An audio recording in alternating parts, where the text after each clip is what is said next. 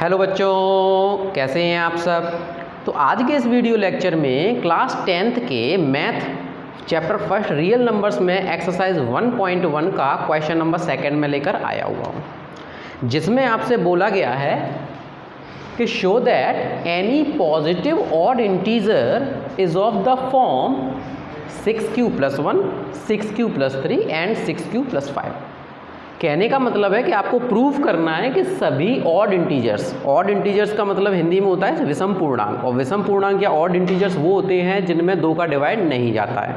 तो कहा गया है कि वो सारी संख्याएं जिनमें 2 का डिवाइड नहीं जाता है उन सभी को आप रिप्रेजेंट कर सकते हैं इस फॉर्म में, यानी कि 6q + 1, 6q + 3 और 6q + 5 के रूप में रिप्रेजेंट कर सकते हैं, जहाँ पर q कोई इंटीजर है।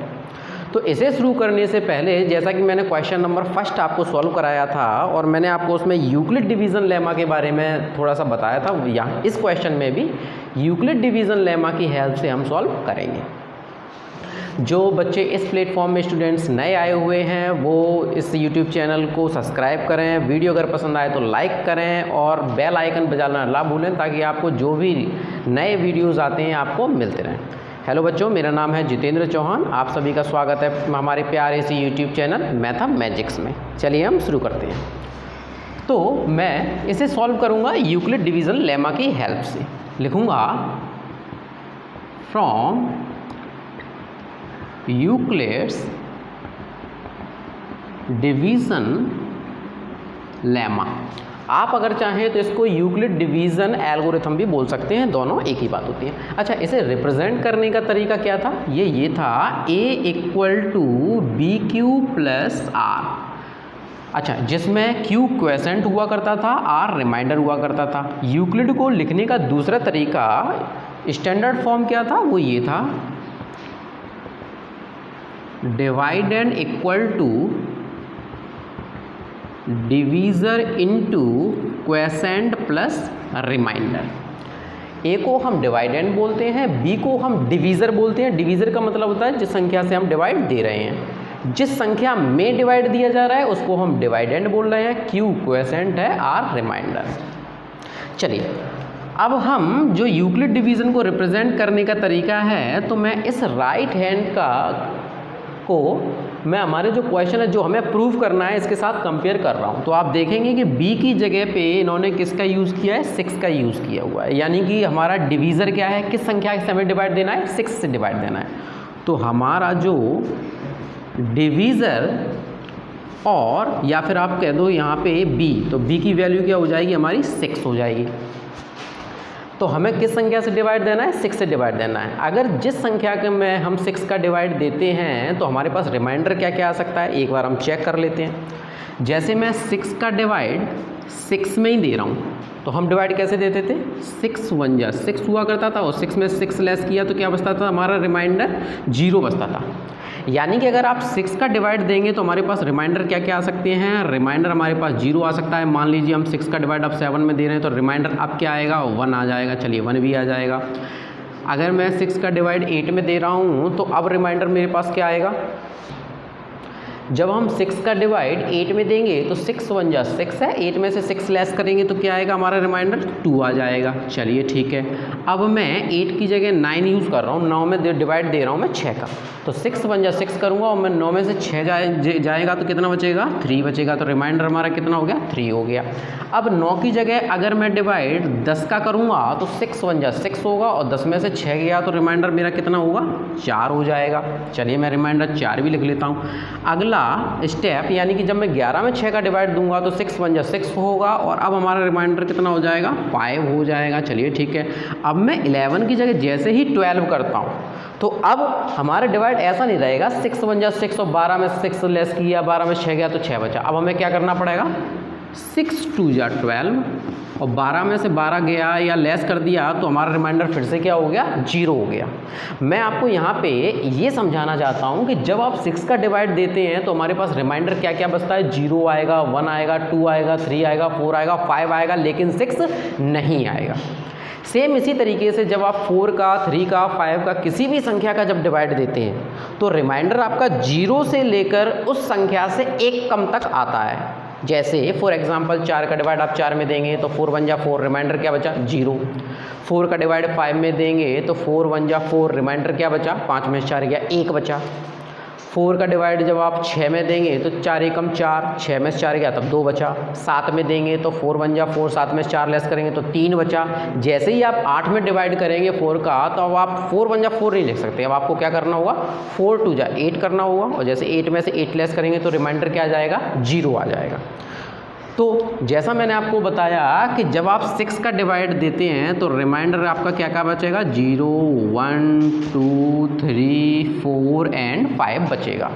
इस चीज़ को आपको थोड़ा ध्यान से समझना है, क्योंकि जैसा इस एक्सरसाइज में क्वेश्चन नंबर 2 है, क्वेश्चन नंबर 4 और 5 बिल्कुल सेम इसी तरीके से हैं। अगर ये क्वेश्चन आपको समझ में आ जाता है तो क्वेश्चन नंबर 4 और क्वेश्चन नंबर 5 को समझने में आसानी होगी। अगर मैं ये मान लीजिए हमारे पास b की वैल्यू 3 होती तो रिमाइंडर हमारा क्या क्या होता 0 1 2 होता। अगर हमारा b = 5 होता तो रिमाइंडर क्या होता 0 1 2 3 एंड 4 होता। चलिए अब मैं क्या करूँगा, जो यूक्लिड डिवीज़न लेमा का जो इक्वेशन है रिप्रेजेंट करने का, इसे इक्वेशन नंबर 1 मान लूँगा, और ये सभी वैल्यूज़ को मैं एक एक करके इक्वेशन नंबर 1 में पुट करूँगा। ज़रा ध्यान से देखें,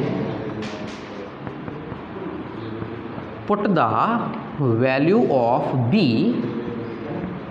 एंड r इन इक्वेशन 1। चलिए ज़रा ध्यान से देखेंगे, a = b की जगह पे मैं क्या लिखूँगा 6 लिखूँगा, और q की जगह q और प्लस रिमाइंडर मेरा क्या है, पहली बार में मैं 0 लिखूँगा तो मैंने 0 रख दिया, यानी कि मैंने क्या लिखा b की जगह पे 6 लिखा, रिमाइंडर मैंने 0 लिखा।